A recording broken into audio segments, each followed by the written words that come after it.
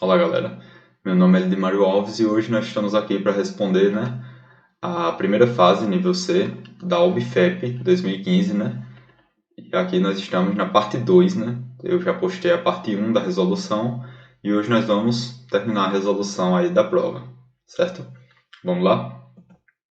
Nós respondemos até a questão 8, na primeira parte, e vamos começar agora a partir da questão 9, do nível C. Em um laboratório, 4 litros, 4 decímetros cúbicos, de nitroglicerina líquida são guardados a 20 graus Celsius sob rigoroso controle de temperatura. Um dos mecanismos de controle é feito por um raio laser de baixa potência que reflete na superfície da nitroglicerina e incide em uma chapa fotossensível. Se a temperatura da nitroglicerina for alterada, sua altura mudará, e o raio laser refletido incidirá na chapa em outra posição, acusando a alteração de temperatura. Sabe-se que a nitroglicerina está em um recipiente cuja área da base, certo, mede 2 decímetros quadrados. Se a temperatura da nitroglicerina subir para 24 graus Celsius, ou seja, tendo uma variação de 4 graus Celsius, qual será a variação dessa altura? Ele pede para desprezar a dilatação do recipiente, onde está inserido o líquido, e para adotar 3 vezes 10 a menos 3 por grau Celsius como o coeficiente de dilatação volumétrico. Primeiro nós temos que relembrar qual é a equação da minha variação do meu volume, certo? Nós podemos usar essa equação. O meu ΔV é a minha variação do volume. Esse V0, você está vendo aí, é o meu volume inicial, certo? Vezes o meu gama, que é o meu coeficiente de dilatação volumétrico. E esse Δθ é a variação da minha temperatura. Aplicando a equação, substituindo os valores, nós temos agora que meu ΔV é igual a 4 decímetros cúbicos para o volume inicial, vezes 3 vezes 10 a menos 3, que é o meu coeficiente de dilatação volumétrico, vezes 4, que é a minha variação de temperatura, certo? Multiplicando esses valores, eu tenho 48 vezes 10 a menos 3 decímetros cúbicos de volume. Então, a minha variação de volume foi essa daqui. Só que eu preciso lembrar o seguinte: toda vez que o meu líquido expandir, eu tenho que contar com a área da base para saber qual é a altura que ele vai realmente expandir, certo? No quesito de volume, o líquido se expande em todas as direções. Entretanto, ele pede apenas a altura na questão. Então, eu vou dividir isso pela área da minha base, certo? Dividir esse valor por 2. Aqui eu vou cortar os meus expoentes e eu vou dividir 48 por 2, minha resposta é 24 vezes 10 a menos 3, Esse 1 não precisa necessariamente aparecer. Ok, agora eu tenho que transformar meus decímetros para milímetros, certo? Então, como é que eu faço isso? É só multiplicar por 100, ok? De decímetro para centímetro, você multiplica por 10, e para milímetro, você multiplica por 100. Então, eu vou pegar isso aqui e multiplicar por 100 é a mesma coisa que multiplicar por 10 elevado ao quadrado. Então, eu vou eliminar esses expoentes aqui, Fica 24 vezes 10 a menos 1.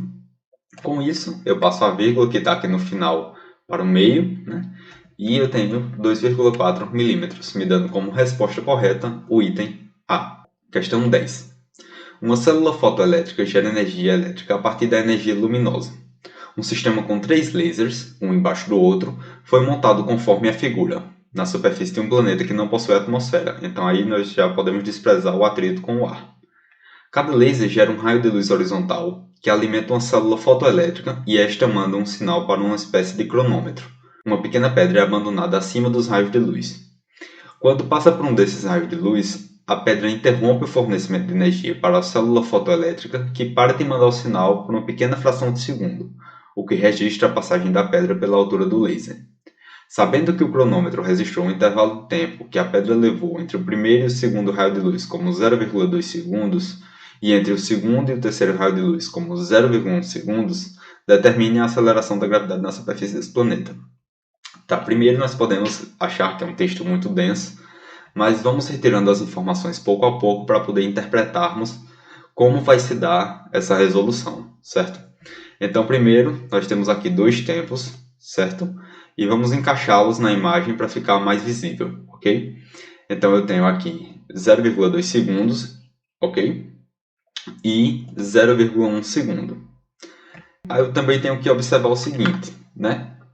Que esses meus valores aqui não estão no Sistema Internacional de Unidades. Então eu já posso convertê-los para facilitar quando eu for mexer com eles, né? Então 20 centímetros é 0,2 metros e 16 centímetros é 0,16 metros. Se você ainda não tem muita familiaridade com essa convenção de unidades básicas, como de centímetro para metro, de metro para quilômetro, eu posso lançar um vídeo depois só sobre essas conversões de unidades mais usuais, certo? Mas eu aconselho muito que você adquira uma determinada familiaridade para facilitar, para ficar mais rápido a sua resolução de problemas. Eu tenho aqui, eu vou somar para saber qual foi o meu deslocamento total, né? E 20 centímetros mais 16 centímetros eu tenho 36 centímetros transformado para metro, 0,36 metros, certo? É um movimento acelerado, então nós temos que lembrar a função horária da posição, que você vê lá em Física 1, Física 2, dependendo de como é seu grade, certo?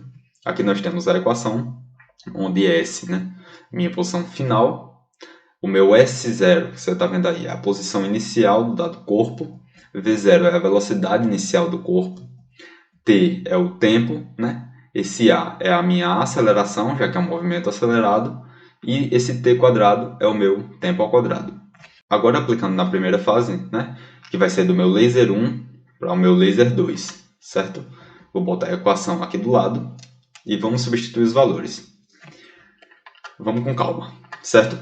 Essa minha posição final eu coloquei 0,2 porque o móvel vai partir de uma posição que eu admiti como zero, né? Aqui você pode ver a posição inicial é zero, e vai, em primeira instância, até 0,2 metros, até esse ponto aqui, certo? A velocidade inicial eu não sei, né? E a minha aceleração, né? Eu também não sei, aqui eu quero descobrir. Vezes o meu tempo, 0,2 segundos ao quadrado, dividido por 2, certo?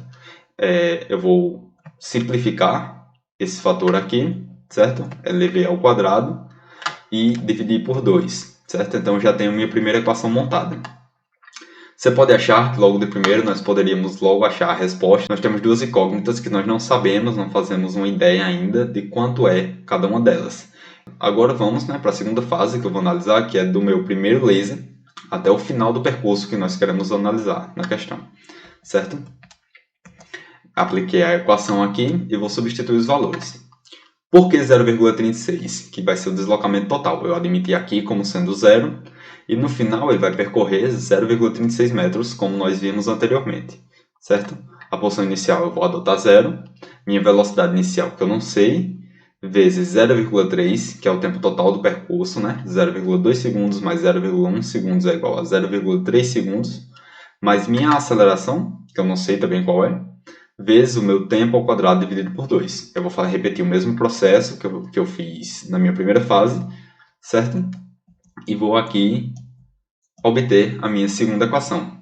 Observe, eu tenho duas equações e eu tenho duas incógnitas, né? Eu vou transferir para um outro quadro para nós podermos trabalhar melhor com esses valores, certo? E agora eu vou botar aqui, né, as minhas duas equações. Então nós vamos ter que usar um método matemático, por assim dizer, que é o sistema de equações, né? Então você vai pegar essas duas equações e vai procurar eliminar, podemos dizer assim, uma dessas duas incógnitas com fim de descobrir a outra, certo? Então vou pegar aqui meu sistema de equações, certo? Transferir aqui para baixo. E agora nós temos que analisar se podemos eliminar, né, algum desses fatores, né? Nenhum deles é igual ao outro aqui, respectivamente, né? Esse não é igual a esse a esse, tampouco esse a esse, certo? Então nós temos que pegar dois valores aqui e multiplicar cruzado, sendo um deles negativo, como você pode ver. Eu posso escolher arbitrariamente, tá? Eu poderia colocar um menos 0,2, nunca os dois, né? Mas você pode escolher, por exemplo, o 0,3 para ser negativo ou o 0,2, tanto faz, tá? E eu vou multiplicar todos os meus valores por esse fator que eu escolhi, certo? Por que eu escolhi o 0,2 e o 0,3? Porque escolhendo esses meus coeficientes do VO, eu vou conseguir eliminar o meu VO, a minha velocidade inicial. Que, por enquanto, pelo menos para essa questão, não me interessa. Eu teria que dar um arrodeio, por assim dizer, maior para descobrir A. Eliminando o VO, eu descubro A mais facilmente, certo? Então aqui eu vou multiplicar toda a minha equação, certo? O 0,3, todos esses fatores individuais aqui. E agora sim, eu observo que eu tenho um fator, né, numericamente igual ao outro, só que com sinais opostos. Então eu posso cortá-los, subtrair. Eu vou subtrair o de cima pelo de baixo, né? É 0,009 menos 0,006, né? Repito o A. E aqui eu também vou subtrair, certo? Você poderia pensar, não, está errada essa subtração, mas tem que se atentar aí. Por quê? Esse 6 aqui não está na mesma casa, né, do meu 2. Ele está na casa do 7, certo? Então é a mesma coisa que 0,060. Podemos dizer assim, poderíamos acrescentar um zero aqui, ok? E agora eu vou efetuar essa divisão aqui, certo? Efetuando essa divisão, meu A igual a 4 metros por segundo ao quadrado. A resposta bate direitinho. Alternativa, letra C. Questão 11. Quando os circuitos elétricos foram disponibilizados para a população, o primeiro equipamento a ser usado foi a lâmpada incandescente. Nela, a energia elétrica trazida pelos elétrons da corrente elétrica é transformada em energia térmica pelo efeito Joule, no filamento de tungstênio dentro do bulbo de vidro, certo? Na lâmpada incandescente nós temos esse bulbo aqui de vidro, aqui dentro temos um gás, que não necessariamente é oxigênio, né? E um filamento de um metal chamado tungstênio, que tem uma temperatura de fusão muito alta, por isso que ele é viável para esse transporte aqui de elétrons e, consequentemente, né, um efeito Joule aí, gerando a luz. Sabe-se que por certa lâmpada passa uma corrente elétrica de 3 amperes, certo? Se essa lâmpada está funcionando sob a tensão elétrica de 120 volts, qual será a potência, certo? Aqui ele dá alguns dados que poderíamos usar, mas nós temos uma equação da potência, né, que é a minha potência elétrica é igual à minha diferença de potencial elétrico, a minha tensão, vezes a minha intensidade da corrente elétrica, certo? E aqui eu já tenho esses valores, se você observar bem. A minha diferença de potencial, ou tensão, ou DDP, é 120, certo? E a minha intensidade da corrente elétrica é 3. Então vai ser uma aplicação direta da fórmula, certo? Você pode ver aí, né? Que meu P vai ser igual à minha potência, né? Vai ser igual a 120 vezes 3. E aí eu tenho 360 watts batendo certinho com a resposta. Alternativa D. Questão 12. Atualmente, quase a totalidade da luz produzida pelo homem aparece através das lâmpadas elétricas. Se não fosse o fenômeno da indução eletromagnética, não haveria energia elétrica suficiente para alimentar tantas lâmpadas elétricas. A maioria da energia elétrica produzida no Brasil vem das usinas hidroelétricas. Na pequena usina hidroelétrica ao lado, o desnível entre a superfície da água no reservatório e a turbina é de 20 metros. Para suprir as necessidades energéticas da cidade que essa usina abastece, ela precisa trabalhar com 6 metros cúbicos por minuto de vazão de água. Considerando que a transformação da energia potencial gravitacional para energia elétrica tenha 20% de desperdício, qual a potência de produção da energia elétrica devido à indução eletromagnética que ocorre no gerador dessa usina? É uma questão, né, que a priori você pode pensar. Há desperdício, já tenho que calcular com algumas subtrações, então é uma coisa que pode gerar uma determinada tensão. Mas se você analisar com calma, você pode perceber algumas coisas. Primeiro nós temos que lembrar da nossa equação de pressão do fluido, certo? É essa que eu coloquei aí, onde meu P é a pressão desse fluido, essa minha letra grega aí é a minha densidade desse meio, né, desse fluido, esse H é a altura e esse G é minha aceleração gravitacional. Aplicando essa fórmula agora, né, substituir os valores já. Essa minha densidade é dada nos dados da questão, né? A densidade da água é igual a 1000 kg por metro cúbico, mas aqui ele botou em potência, né? Até me ajuda, na verdade. E a minha aceleração ele pediu para botar 10 metros por segundo ao quadrado. Efetuando essa multiplicação, né? Eu tenho 20 vezes 10 a quarta pascais, né? Que é a unidade de pressão, certo?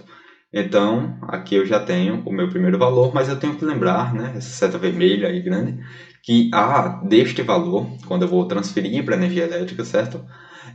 Há um 20% de perca. E eu tenho que calcular esse meu 20%. Como é que eu faço isso? Né? 20% é igual a 0,2, né? Aqui nós temos, né, 0,2 vezes o meu valor, que eu quero calcular a minha perca. E aqui eu tenho 4 vezes 10 a quarta, certo? E desse valor, esse valor é minha perca, certo? Eu tenho que subtrair do meu valor total essa perca, certo? Então, como eu tenho aqui minhas potências, né, de base 10 são iguais, eu posso simplesmente subtrair esses dois números, certo? Eu tenho 16 e repito 10 a quarta. E minha potência, né, agora pode ser calculada como a vazão vezes a energia útil, certo? Que é essa energia que acabamos de descobrir. E aí, né, nós temos que nos atentar para um dado que a questão nos dá, que não está no Sistema Internacional de Unidades, que é a minha vazão. No Sistema Internacional de Unidades, nós utilizamos, né, o metro cúbico por segundo, e aqui ele está em minutos. Como eu converto minuto para segundo, né? É apenas dividir por 60, certo? Um minuto são 60 segundos, então para eu transformar de segundos para minuto, é só eu fazer o processo inverso, dividir por 60.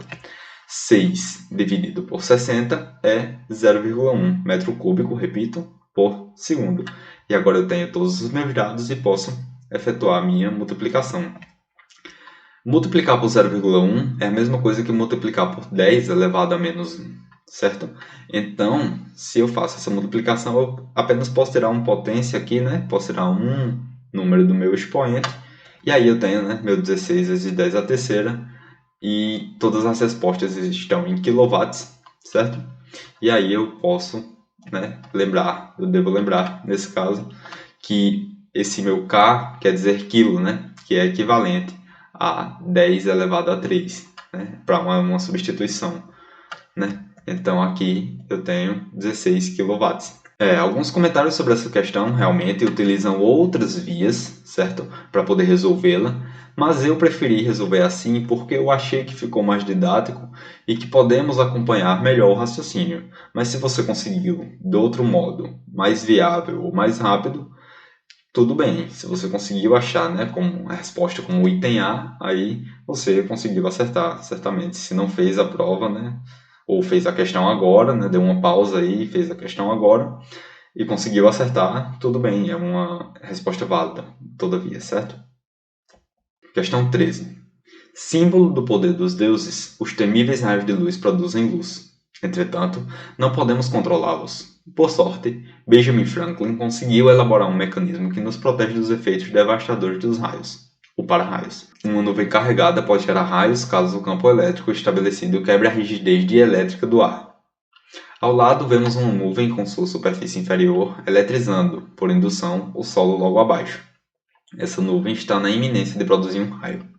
Se colocássemos na região entre essa nuvem e o solo uma esfera de 6 gramas com carga de mais 20 nanocoulombs, ela ficaria parada.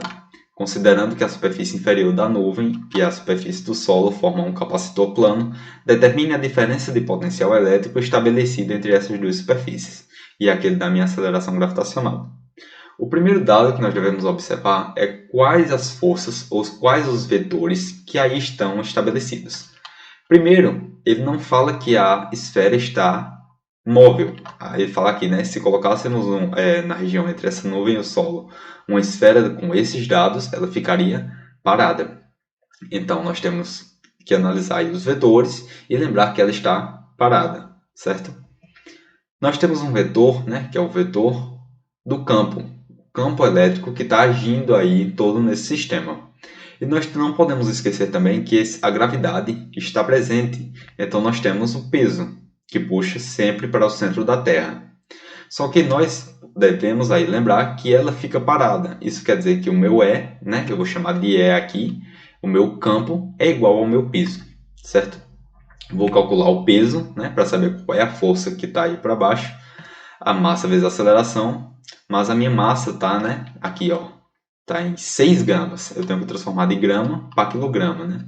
De grama para quilograma é só eu dividir por 1000, certo? Então eu vou pegar 6 e dividir por 1000, que é a mesma coisa que multiplicar por 10 elevado a menos 3, certo?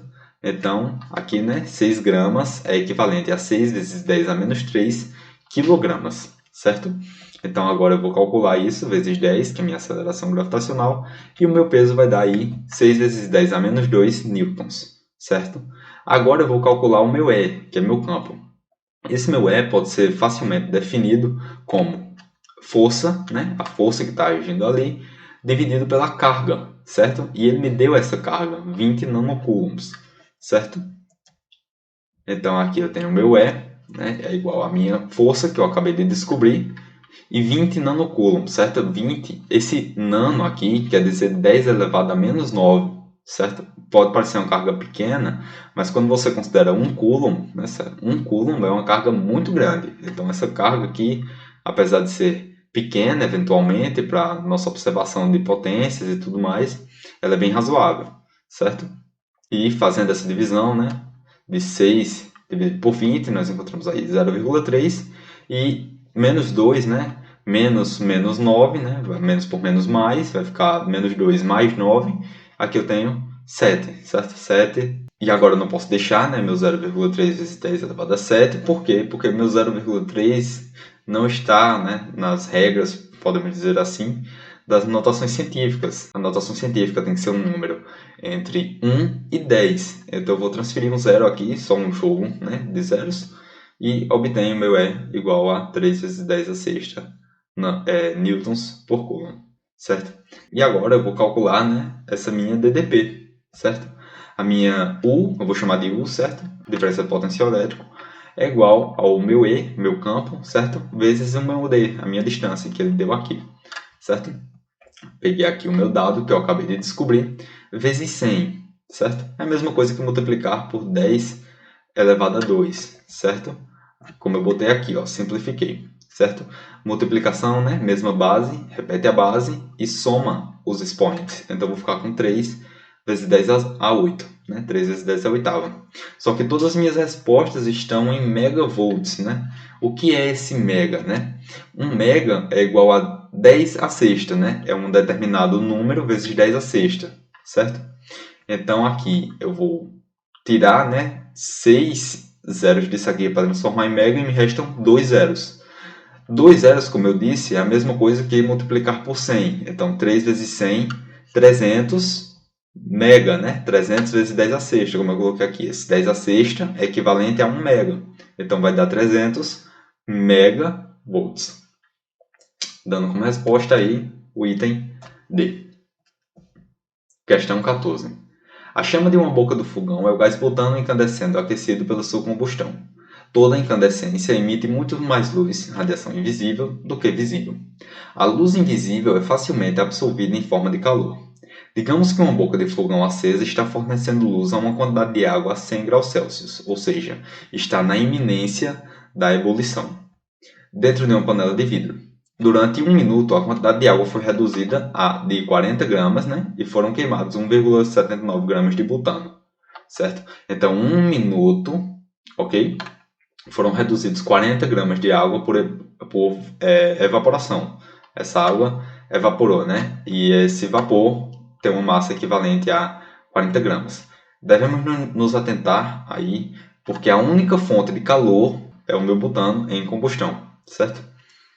Então, considerando que o vidro e a água são perfeitamente transparentes à luz visível, então eles não absorvem luz, nós não temos nenhuma perca, né, hipotética aí, e toda a energia liberada pela chama foi absorvida pela água, né, exceto a transportada pela luz visível, quanta energia luminosa visível foi liberada pela chama, certo? Primeiro, né, temos que entender que a energia liberada é igual a massa vezes o calor de combustão. Então, vamos separar os dados, certo? Aqui nós temos o calor de combustão do butano, que é 50 kJ por grama, e temos quantos gramas foram queimados, certo? E da água nós temos o calor de combustão, né, que é 2,2 kJ por grama, e foram queimados, né, certo? 40 gramas de água, ok? E agora nós temos que calcular, né, qual foi essa energia liberada. Fazendo essa multiplicação de 50 vezes 1,79, eu tenho 89,5 kJ. Então, essa é toda a energia liberada. Agora, eu tenho que saber, né, qual foi essa minha toda a energia absorvida pela água, certo? Então, eu tenho aí 2,2 vezes 40, que dá 88 kJ. Então, eu tenho uma energia total e energia absorvida pela água. Então, quanto de energia foi perdida nesse caso, certo? Então é só fazer uma subtração do total pela quantidade de absorvido, eu tenho 1 kJ de energia, né, luminosa. Então aí eu posso marcar como item correto o item A. Questão 15 e a última questão, certo? A chama da figura estava fornecendo calor para uma quantidade de gás contida em um recipiente. Internamente, esse gás só possuía energia térmica que era alterada sob a taxa de 5 joules por grau Celsius. Essa amostra gasosa expande-se, aplicando em um carrinho inicialmente parado, uma força constante, uma transformação isobárica, de 1000 newtons. Durante um deslocamento, aí, né, o carrinho estava aqui e foi deslocado 40 centímetros. Nesse processo, a temperatura do gás aumentou de 20 graus Celsius para 120 graus. Então, foi um aumento aí de 100 graus Celsius. Desprezando a massa do êmbolo, né, essa massa aqui, a tampa móvel e a perda de calor do gás por condução, determine a quantidade de calor transmitida pela chama para a amostra gasosa. A chama vai transferir uma determinada quantidade de calor para o meu gás, certo? Esse meu gás vai reter uma parte e outra parte vai ser utilizada para empurrar esse carrinho aqui com uma determinada força, certo? Por um determinado deslocamento. Então eu tenho o trabalho, eu quero saber qual é o trabalho. Aí, né, minha equação, essa letra grega é o tal, né? Que foi realizado por esse meu carrinho, certo? Então, esse meu tal é o trabalho, F é a força, vezes o meu ΔS, que é o deslocamento, certo? Aqui nós teríamos um outro fator, que nesse caso não é relevante, foi por isso que eu omiti, certo? É apenas o ângulo, mas como nesse caso nós não precisaremos necessariamente usar, então eu o omiti, ok? Aplicando a minha equação do trabalho, né? A minha força, que ele dá aqui é 1000 newtons, e 0,4 metros, porque ele deu em centímetros, certo? 40 centímetros é equivalente a 0,4 metros. Fazendo isso aí, nós temos 400 joules. Mas, né, você poderia marcar logo de cara aqui 400, mas estaria errado, certo? Nós temos que nos atentar que uma parte da energia ficou nessa amostra gasosa. Uma parte foi para o trabalho e uma parte ficou com essa amostra, certo? Então eu tenho a energia interna, que eu vou chamar de U, e tenho a minha taxa, certo? E os fornecidos aqui, né? 100 graus Celsius. Agora eu quero saber qual foi, né, a minha energia transportada. Eu posso fazer isso calculando, né, o produto dessas duas, né? E aí eu vou ter 500 joules somados, certo? Para saber a quantidade de calor total, o trabalho realizado e a energia interna, eu vou ter 500 mais 400 joules e vai me resultar em 900 joules. Como o item correto seria a alternativa D. Bom, pessoal, foi isso, né? Se você gostou aí, pode dar um gostei só para haver uma recomendação, certo? O YouTube entende assim o algoritmo de recomendação. E eu vou liberar outros vídeos com resoluções da OBF, algumas resoluções da OBA e de questões de astrofísica mais voltadas para as Olimpíadas. Essas questões de fase 1 são muito parecidas com vestibulares, o Enem, o FUVEST, por exemplo, entre outros vestibulares aí, Brasil afora, certo? Então, se você está estudando para vestibulares, pode treinar também pelas fases 1 da OBFEP e da OBF. Eventualmente eu vou trazer mais alguns outros vídeos e espero que vocês gostem, certo? Muito obrigado.